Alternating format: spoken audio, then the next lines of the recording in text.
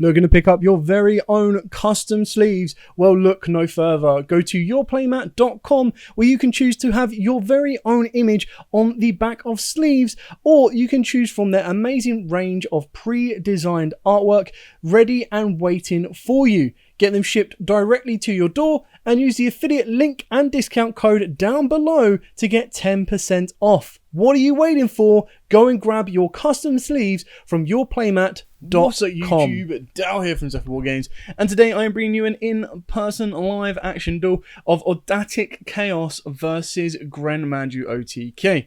So I will be playing the Ogdoadics on the left hand side, and we start off straight away by using Snake Crane, sending Darkest Diablos from our hand to the graveyard. Now, these are the 4 snakes or the 4 Ogdoadics you will always send if you don't open up one of them or don't send one of them off of Snake Crane. So you've got your Alarit, you've got your Nunu, your Curse, and your Naya. Now, the way this works is Nunu will summon itself back. You then use Curse to tribute off the Nunu, which banishes it. Curse will then revive the Naya.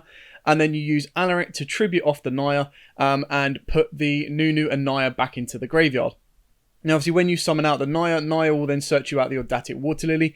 Keep in mind that Curse allows your opponent to special summon a monster from their graveyard, and Alarit allows them to add a monster from their graveyard back to the hand. So it's very bad if they've already dropped some hand traps on you, especially if they're dropping stuff like DD Crow that is not once per turn. Now, in this particular combo, because I do have Darkest Diablos in the graveyard, I can bring him back from the grave and go from there. So you saw with the Alarit effect, I put the Nunu and Naya back into the grave. The secondary effects of the bigger snakes are not reliant on your opponent choosing to add the card back from the grave or draw the cards or anything like that. It's a separate effect. It's more so the summon effect that allows your opponent to do that. So we're now going to tribute off Darkest Diablos to put one back to our opponent's get our opponent to put a card back to the deck. Now, I'm not playing any of the meta staples in here. I'm not playing like the Alistar. I'm not playing the Verte into Dragoon, because obviously the strongest play right here would literally be link those 2 together into Verte, use the effect, putting them 2 into the graveyard, activate Ogdoadic Water Lily to send King, and then I get to revive the King. Now, this is where I've misplayed, is ideally you'd probably want Curse and Alarit in the graveyard. I've tried to go for a more rank 8 play in this kind of setup, which ends up messing me up a little bit. But ideally, that's where you want to go. So with the Ogdoadic Water Lily, you're going to be sending King, which is what I will send off, which we'll see off the camera. Now, obviously, Nunu and Naya, or Nunu's only a summon once per turn. I think I actually send the other level 4. So this is one where you can discard a card to add it back to the hand. So I think I might have already opened up King. Now, obviously, I wasted the Ogdoadic Water Lily because there wasn't a reptile in the graveyard, but because I hadn't used my normal summon, I could then normal summon the Flogo. And I've also got the Levianeer in the hand as well. Now, when Flogo goes, I can allow my opponent to draw a card, and then I get to add a Ogdoadic monster. So from here, again, this is where your links will come into play, and probably where I could have played it a little bit better is, again, with ultimately through this play, I can get Levianeer to the board. I can rip another one from my opponent's hand, and then I could ideally make Verte Dragoon. I probably should have pre-considered this, that my opponent would be main decking Super Poly. But yeah, so I've got to put the lights and the darks into the graveyard. I don't really want to search off of the Flogo because I don't want my opponent getting a draw.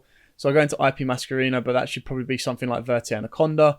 And then what you would ideally do is you'd then bring out your Levianeer, rip one from your opponent's hand, and then overlay the 2 into Dragulabon or Hope Harbinger or even Dingrisu. And then obviously you'd activate Verte Anaconda, bring down Dragoon.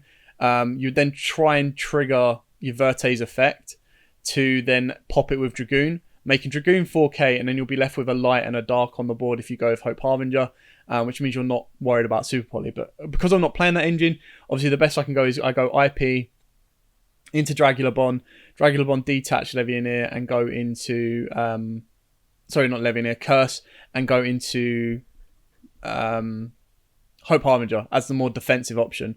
So again, this is not me thinking ahead that my opponent has Super Poly, because I've left 2 darks on the board now. So very, very easy fodder. And yeah, so yes, he's been ripped for 2. One of his choice, one of not his choice. But with Gren, you've always got a danger. Like Desire's Gren just gives you insane power already. And then here comes the arse whooping. There you go. Super play straight away. I mean, I don't lose too much. I lose the IP Masquerina, which would have been nice because you go IP Masquerina and then use the Dragula Bond and go into like Unicorn, which gives you another disruption. But the fact that he's also been able to ditch the Orochi as well means he hasn't really lost anything from those two cards. So remaining with, I believe, 2 cards in hand, he's still got an Orochi that can come back, which is going to be incredibly powerful. He's got the Starving Venom, and on the summon, Starving Venom is going to steal the half of Hope Harbinger's attack. So that straight away puts me, like, I'm going to be taking 28 to the face guaranteed. Not to mention that you bring back Orochi, banishing 8. He's got Thunderbird, so either hit the Thunderbird and it fizzles, or Thunderbird hits the board and Thunderbird is going to be a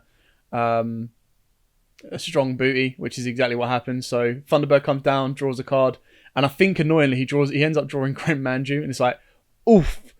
I know it's Luna, so normal summon Luna. Luna's effect can search, but I don't think he's got any other copies. So he's going to use Luna's effect. I don't play a second Hope Harbinger, so I lose that. And then he's going to go straight into a Dragula Bond into a number 100. So he doesn't even need to use Orochi. He doesn't even need to use anything. He doesn't go Hope Harbinger. He makes that as a mistake, which is fine. But he goes obviously Dragula Bond. Dragula Bond brings out number 100, and it's like, cool, game 2. This time, because Gren is so heavy OTK, I make him go first. So he's got trading, ditching the Gamma Seal, because that's the other thing as well, is he's main decking Kaiju, so it's kind of like, yeah, you can break my board apart very, very easily. With a deck like this, it's kind of cool. It's what I love, Gren. It's such a fun deck as well when it goes off. It can really, really kick some serious ass. It just needs to go off. And if it doesn't go off, or you banish all your Grens, then you're in a massive bit of trouble. Which I think kind of what happens here is that there's not really a huge amount. That's the other thing as well you got to keep in mind about Gren is they play a couple of battle traps, and what I mean by battle traps is obviously if they side in Nibiru's, not to mention the Orochis can technically act as a... So if you think you've got game on board, always remember that they could possibly have an Orochi in the hand, and Orochi can just come down and defend itself against like a 10k Numeron Dragon. So Luna's quite a cool normal summon in this deck as well. I suppose it's one of the ones where it's like, you could obviously put in Inspector Border, but it's one of the ones where it's like, cool, if you don't have, if you don't open up Gren, or you want to go with a defensive normal summon, then Luna's obviously going to be very good, because it's a quick effect kind of bounce. It's kind of not great against the Chaos deck if you're like, yeah, cool, I play a lot of doubles, but if you play it at the right time, and the right time is hitting like the Black Collapse and the White Wyvern, you can really mess someone up. Anyway, so the snakes open up with Naya. So Naya lets you send a light, and Nunu lets you send a dark reptile. So it sets up your chaos play straight away by giving you lights and darks in the graveyard. So we're sending Curse. So Curse is one that just tributes a monster to bring it back. Now this is obviously where Lair of Darkness comes in very, very nicely, going second with this deck, because you activate Lair of Darkness, you've got super poly targets, you've got free tribute fodder off of your opponent's board, and because obviously it tributes as cost, even if your opponent wants to try and negate the effect, you've already tributed one already. So we bring down the White Wyvern, which is quite a nice little open. Now, ultimately, here is where I would personally use Luna. We've got the Nemesis flag, so we put the Naya back into the deck. Nemesis flag will get me the Shatos. Now straight away, obviously, I've got a dragon, a pyro, and a reptile. So, and I've got a light. I've got 2 lights and a fire. So Shatos is the better option at this moment in time. But to be honest, against the Gren deck, you can't really call either, because they play so many different types and different attributes that I don't think one's more effective than the other. It's just a nice free summon. Now, keeping in mind with Curse as well, I've got to be very careful, because it gives him the Kaiju back. It will let him special summon back the Kaiju. So that could be very damaging as well. So we're going to normal summon the Naya, because, you know, opened up 2 Nayas and not a single Nunu, as you do. And when Naya is normal or special, it lets you search you out the Ogdoadic Water Lily, which is the best one to play. You can play any of the traps if you want. It just comes down to your personal build playstyle. Now, you still got 2 more sets. Now, against Gren, the only 2 sets you can possibly consider is something like Super Poly. Now, it looks like I'm playing around it, but I really aren't. I completely... My brain just focuses so much on what I need to build to play that I don't even consider it. Now, what I should do here, or what I could do here, is I kind of want to link the White Wyvern off. Now, obviously, by doing so, I can then get the Black Collapse, but then that gives me 2 Darks on the board, and straight away it's easy Super Poly fodder. So one of the another safer option is to go in. So I'm going into Reaperdonkus to set up the Shatos plays. But what would have been kind of good is if I used Flag instead of the Naya, because then what you should, or what I should have done, is you then bring down the Black Collapse. Now, you're not going to search with the Black Collapse, so you just overlay Black Collapse with your Naya, and then that again would give you King of the Feral Imps. That will then give you your Nunu, and then just by doing that particular play, you have the ability to rebuild your board even further, because that all comes from experience from playing the deck, and it's stuff I've learned over time. So this was just literally me just trying to set up my graveyard. So we're going to use Curse's effect, and this is where it gets a little bit wasteful on my behalf. So Curse, Tribute off Flag, bring back Curse, bring back Naya, and this lets him get the Gamma Seal. So when you actually like... I was so focused on getting a Shatos to the board that what I should have been doing is I should have been focusing on... and he still hasn't even used the Fairy Tale yet. What I should have been focusing on, and again, I was too worried about the Luna as well, is I should have been trying to get to that exact play that I was talking about. Get to King of the Feral Imps. King of the Feral Imps give me the Nunu. Nunu can then put Curse, and then I've got my whole Reptile combo in the graveyard good to go. So experience and learning from there. Obviously, the card that's got Glare on it, if you've just joined us, is of course going to be Reaperdonkus.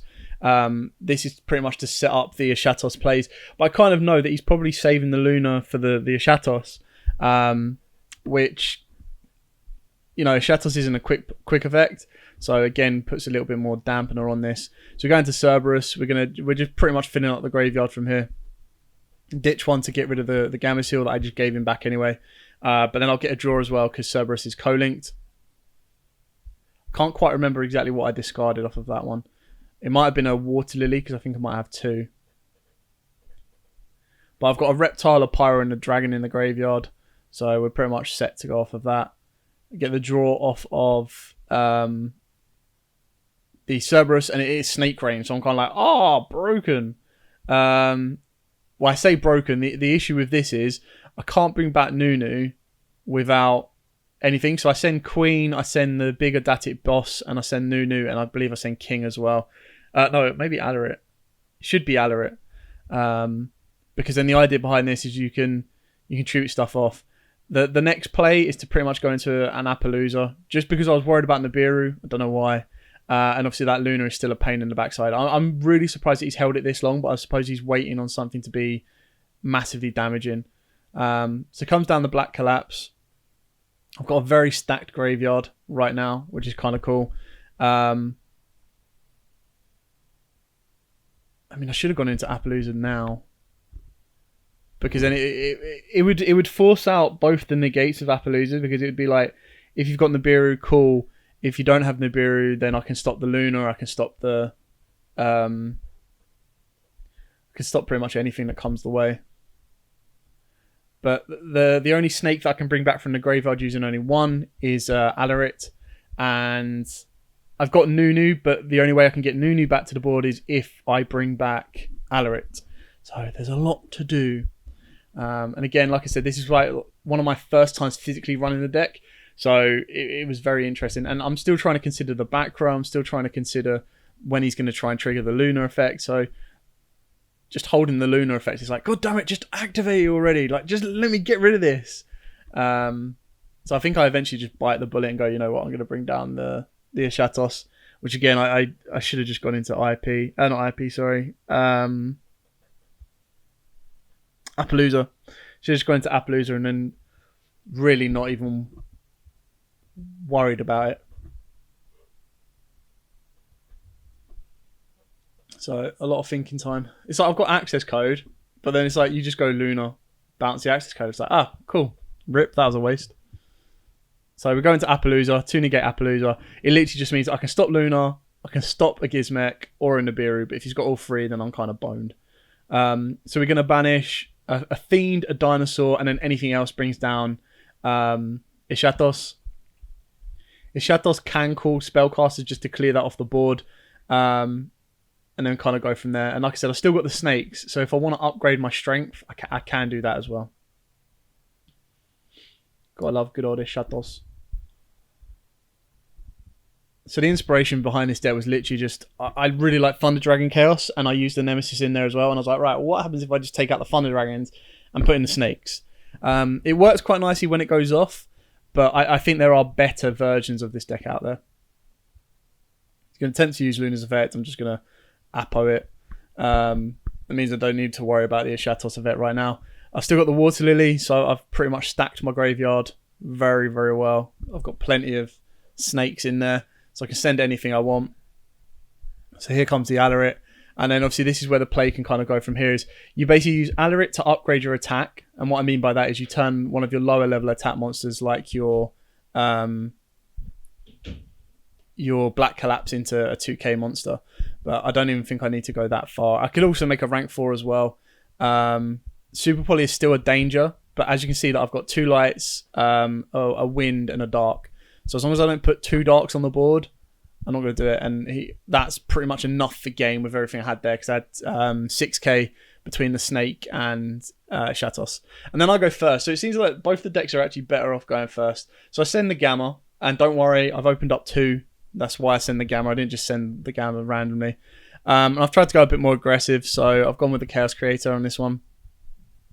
I've opened up quite a lot of high-level monsters, and I think I've opened up White Wyvern Buster as well, so it's kind of like, or maybe it was Black Collapse. I opened up one of them, and it's just like, yeah, that's a pain in the backside to open up all them cards. So we've got the Naya again. Give me the Nunu, bro. The Nunu. So Naya is going to send Nunu or Curse. I believe it's going to send Curse. Yep.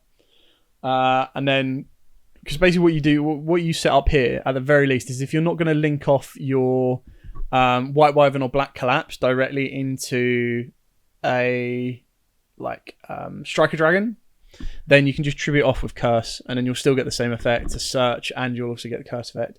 So we're going to banish the Cyphane to bring out the Black Collapse.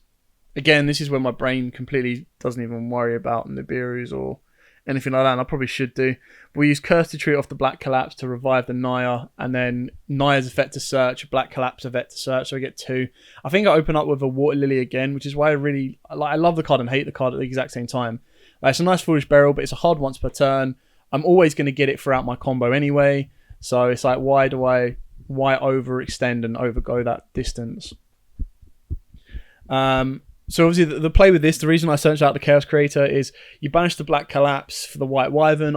Again, this is probably where inexperience with the deck comes into play, because this is where I probably could have, unless I really wanted the Black Collapse in hand, I could have probably overlaid the Naya and the White Wyvern and not really worried about it.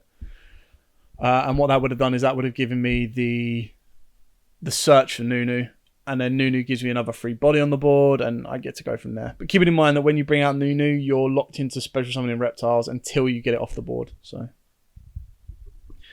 very, very pros and cons to remember on stuff like this. So now we're going to search out the Black Collapse eventually, but we're just getting the draw, and now, we got the draw off the Chaos Space, and now it's just getting the lights and darks into the graveyard to then trigger effects off of that way. So here comes the overlay, and instead of, I should have gone King of the Pharaoh Imps. My brain just didn't even accept it, and I only detached 1 when I should have detached 2. It's like, bro, come on, wake up. So I ditch my hand. The hand is Gamma, which is useless. I'm not going to be able to use that.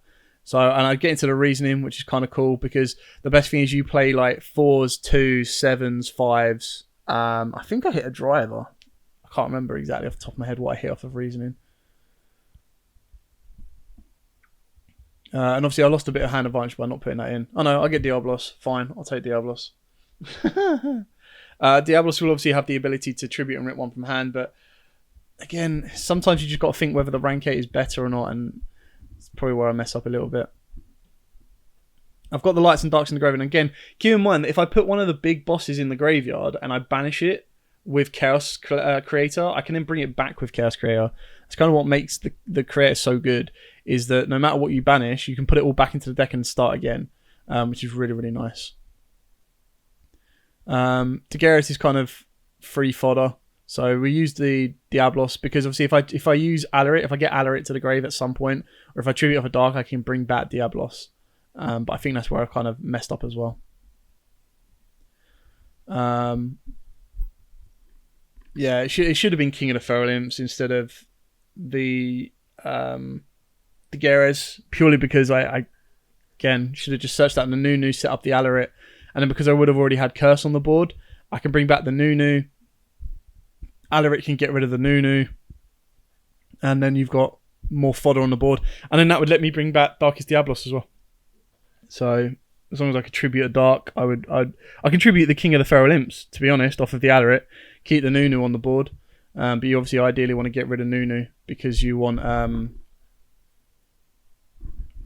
be able to summon more than just reptiles, so you do have to be very, very careful on that as well. So banish the White Wyvern, banish Naya, and banish Diablos. No, sorry. I should have banished Diablos. Because then it gives me rank 8 play as well. Again, I'm trying to figure out like putting reptiles in the graveyard. I just overthink this way too much. I mean, my opponent doesn't even need to think like that much about it. He's like, yeah, cool, put 2 darks on the board. I'm just going to super poly your ass. And I'm like, yeah, cool. Didn't even stop to consider or stop to think that again. So always a lot to consider and keep in mind. Think as far ahead of the game as you possibly can. So yeah, I should have banished Diablos, but I'm assuming I was probably trying my hardest to tribute off a dark to bring back Diablos. Like that was probably again the foolish play that I was going for. So, and I obviously wanted to trigger the Naya to get the Water Lily, but I think I already got that earlier on in the combo. So again, there's a lot of misplays, a lot of misplays. So this is more of a learning video of, this is how the Chaos deck can go, but it can also go a lot better. So with my commentary on top, I'll be able to say it can go a lot better if you either add into meta staples, or biggest misplay of the entire deck that I've been doing is not making King of the Feral Imps to search out the Nunu or the Naya. Like, that's my biggest mistake. And obviously not reading that my opponent plays Super Poly and stupidly forgetting that, especially when I make IP Masquerena. It's like, all right, cool. So Water Lily puts Alarit into the graveyard. I think I missed the Alarit play, the Lily play. But I tribute off the Naya. Naya doesn't get banished because it came back off Chaos Creator. But then I can loop. I can't loop again with Diablos because it's already used its effect. But obviously I can overlay 2, make the Dragula Bond, and again, this is just stupid. So I go straight into the Hope Harbinger, thinking that I'm safe from Super Poly. Like, why waste the Dragula Bond? And yet I've left 2 darks on the board. It's just like, bro, what are you doing? Sort yourself out. Yeah, so lesson learned on that one. Try not to go into IP Masquerena. Try and go into something else when you're playing against Gren. Or don't have Alarit on the board. Try and get a light on the board. So like my safer play would have been to leave Diablos in the graveyard and just overlay the Alarit and the Chaos Creator into the Hope Harbinger. So he's got the Orochi. So this sets up a Gren play. I'm surprised he didn't use the Super Poly first. I know he's got it because obviously I played the game.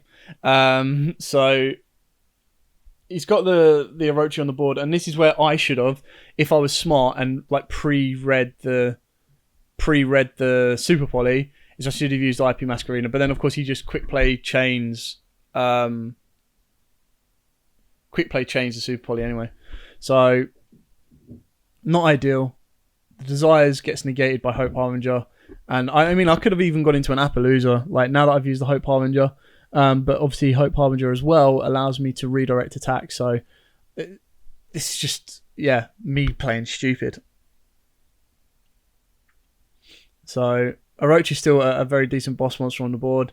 No Desires draw, but just the fact that he's banished 18 already, if he's got a Gren in hand, like Desires is the one card that you really don't, like, if they've already got a Gren in hand, it doesn't make any difference if you negate it or not. Because they're just like, yeah, cool, you set up my graveyard anyway, I'm going to be able to pretty much build my board the way I want it, and then just bring down a Gren. I don't know why he's thinking so much about the IP. I think he kind of stops thinking about the Super Poly. Because obviously from that point, it doesn't really go anywhere. So I'm really surprised that he held that so long. So yeah, Super Poly, the IP in this, I would have thought that would have been the first move. I probably would have even ditched the... I mean, what you could have done is you could have Super Poly ditched the Orochi and then Kaiju'd the Hope Harbinger. And then what that would literally mean is you could just go, cool, Super Poly go into Verte, not Verte, sorry, go into Thingy. I've missed that. Oh yeah, he did the Orochi in my end phase as well. So yeah, I probably would have held the Orochi, and then obviously normals to Gren and just goes, you know what, get dunked on. So really good game. I enjoyed it. I learned a lot from this. This actually allowed me to adapt the build, so I will be bringing an update of the build as well. And you see the consistent power of Gren when it goes off and you've got everything, how it can really topple some of the main meta decks. Not that my Chaos deck is a meta deck, but like against Dragon Link as well, Super Poly, Gren pretty much equals game. Like, it's that good, that powerful. You just need to get the pieces that you need, and obviously you need to see the Super Polys to do that. Anyway, thank you all for watching. I hope you've kind of learnt a lot from this. I certainly have learnt a lot from this, playing the game and rewatching this game. So as absolutely always, stay safe, smash the like button, hit subscribe, and as always, happy dueling. Looking to pick up your very own custom sleeves? Well, look no further. Go to Yourplaymat.com, where you can choose to have your very own image on the back of sleeves, or you can choose from their amazing range of pre-designed artwork ready and waiting for you. Get them shipped directly to your door and use the affiliate link and discount code down below to get 10% off. What are you waiting for? Go and grab your custom sleeves from Yourplaymat.com.